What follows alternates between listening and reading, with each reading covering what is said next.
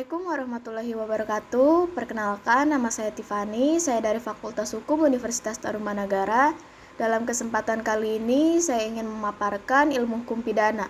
Sebelum saya memaparkan materi ilmu hukum pidana, mohon maaf jika di dalam video ini terdapat kekurangan ataupun kesalahan dalam penyampaian saya. Mohon pengertiannya.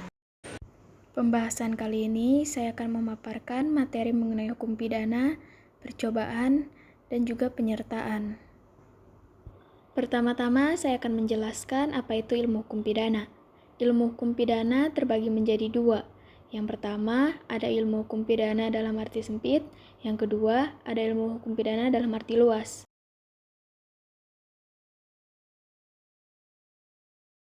Apa sih ilmu hukum pidana dalam arti sempit? Ilmu hukum pidana dalam arti sempit adalah bagian dari ilmu hukum yang mempelajari dan menjelaskan perihal hukum pidana dalam suatu negara yang bahasa Latin disebut ius constitutum. Yang kedua, ada ilmu hukum pidana dalam arti luas.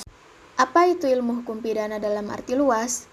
Ilmu hukum yang tidak hanya terfokus pada norma yang dilanggar saja, akan tetapi juga membahas mengapa terjadinya pelanggaran atas norma-norma tersebut, dan juga bagaimana upaya untuk mengkaji serta membentuk hukum pidana yang dicita-citakan, atau dalam bahasa Latinnya disebut ius constituendum. Lalu, setelah kita mengetahui pengertian dari ilmu hukum pidana, kita juga akan membahas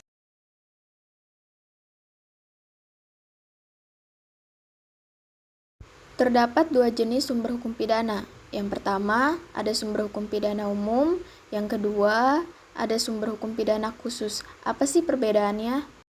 Pertama, sumber hukum pidana umum atau biasa disebut sumber hukum pidana kodifikasi adalah sumber hukum yang ada di dalam KUHP. Contoh, KUHP kejahatan, lalu ada tentang pelanggaran.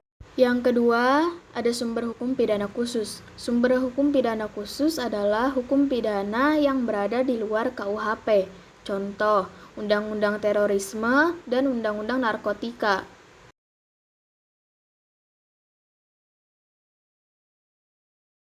Yang pertama, ada teori pembalasan atau teori absolut.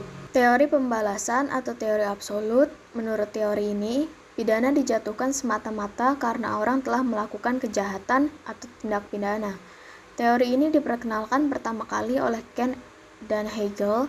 Teori absolut didasarkan pada pemikiran bahwa pidana tidak bertujuan untuk praktis, seperti memperbaiki penjahat, tetapi pidana merupakan tuntutan mutlak, bukan hanya sesuatu yang perlu dijatuhkan. Yang kedua, ada teori tujuan atau teori relatif. Teori tujuan atau teori relatif, teori ini berpokok pangkal pada dasar bahwa pidana adalah alat untuk menegakkan tata tertib hukum dalam masyarakat. Teori ini berbeda dengan teori absolut. Dasar pemikiran agar suatu kejahatan dapat dijatuhi hukuman, artinya penjatuhan pidana mempunyai tujuan tertentu, misalnya memperbaiki sikap mental.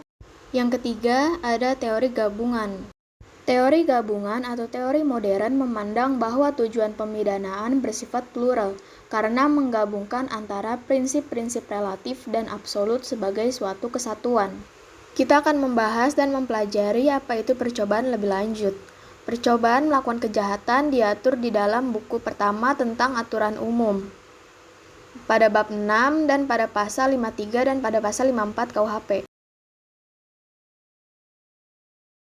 Pasal 53 KUHP hanya menentukan bila atau kapan percobaan melakukan kejahatan itu terjadi. Dengan kata lain, pada pasal 53 KUHP hanya menentukan syarat-syarat yang harus dilakukan seorang pelaku agar dapat dihukum.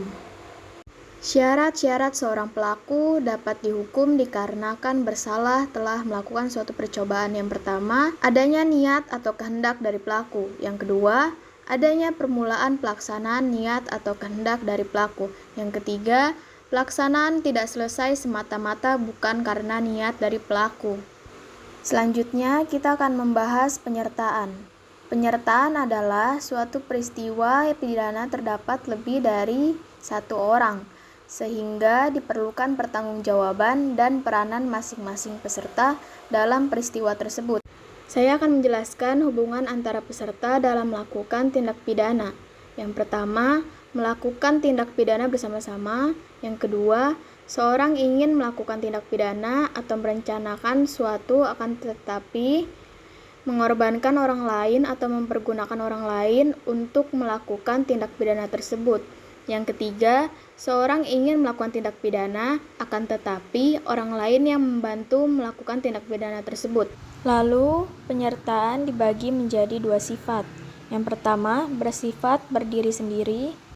Mereka yang melakukan dan yang turut serta melakukan tindak pidana, pertanggungjawaban masing-masing peserta dinilai sendiri-sendiri atas segala perbuatan. Yang kedua, bersifat tidak berdiri sendiri. Pembujuk, pembantu, dan yang menyuruh untuk melakukan tindak pidana, pertanggungjawaban dari peserta yang satu digantungkan pada perbuatan peserta lain. Apabila peserta satu dihukum, yang lain harus juga dihukum. Penyertaan menurut KUHP. Penyertaan menurut KUHP diatur di dalam pasal 55 dan 56 KUHP. Penyertaan dibagi menjadi dua pembagian besar, yaitu yang pertama, pembuat, yang diatur di dalam pasal 55 KUHP. Yang kedua, ada pembantu yang diatur di dalam pasal 56 dan 57 KUHP. Pembuat atau dader dibagi menjadi 4. Yang pertama, ada pelaku. Pelaku adalah orang yang melakukan sendiri perbuatan yang memenuhi perumusan delik dan dipandang paling bertanggung jawab atas kejahatan. Yang kedua, ada yang menyuruh melakukan perbuatan dengan perantaraan orang lain, sedang perantara itu hanya digunakan sebagai alat. Dengan demikian, ada dua pihak, yaitu pembuat langsung dan pembuat tidak langsung. Yang ketiga, ada penganjur. Penganjur adalah orang yang menggerakkan orang lain untuk melakukan suatu tindak pidana dengan menggunakan sarana-sarana yang ditentukan oleh undang-undang secara limitatif, yaitu memberi atau menjanjikan sesuatu atau menyalahgunakan kekuasaan. Keterangan pada pasal 55 ayat 1 angka 2. Dan yang keempat, ada yang turut serta. Menurut MVT adalah orang yang dengan sengaja turut berbuat atau turut mengerjakan terjadinya sesuatu. Oleh karena itu, kualitas masing-masing peserta tindak pidana adalah sama. Syarat penganjuran yang dapat dipidana ada apa aja sih? Yang pertama, ada kesengajaan menggerakkan orang lain. Yang kedua, menggerakkan dengan sarana atau upaya seperti limitatif dalam KUHP. Yang ketiga, putusan kehendak pembuat material ditimbulkan karena upaya-upaya tersebut. Yang keempat, pembuat material dapat dipertanggungjawabkan. Penganjuran yang gagal tetap dapat dipidana berdasarkan pasal 163 BIS KUHP.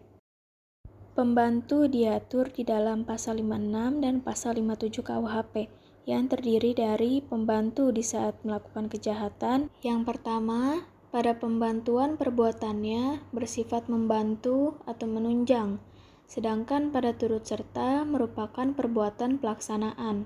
Yang kedua, pada pembantuan, pembantu hanya sengaja memberi bantuan tanpa disyaratkan harus bekerja sama. Yang kedua, ada pembantu sebelum melakukan kejahatan, yang dilakukan dengan cara memberi kesempatan, sarana, atau keterangan.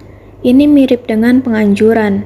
Perbedaannya pada niat atau kehendak. Pada pembantuan kehendak jahat, pembuat material sudah ada sejak semula atau ditimbulkan oleh pembantu. Sedangkan dalam penganjuran, kehendak melakukan kejahatan pada pembuat material ditimbulkan oleh si penganjur.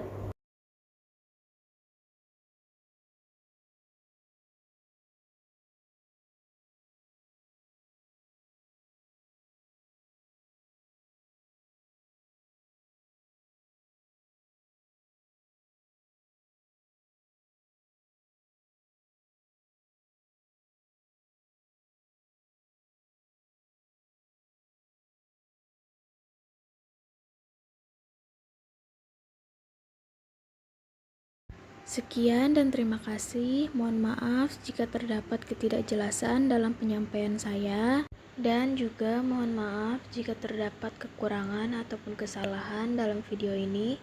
Mohon dipahami.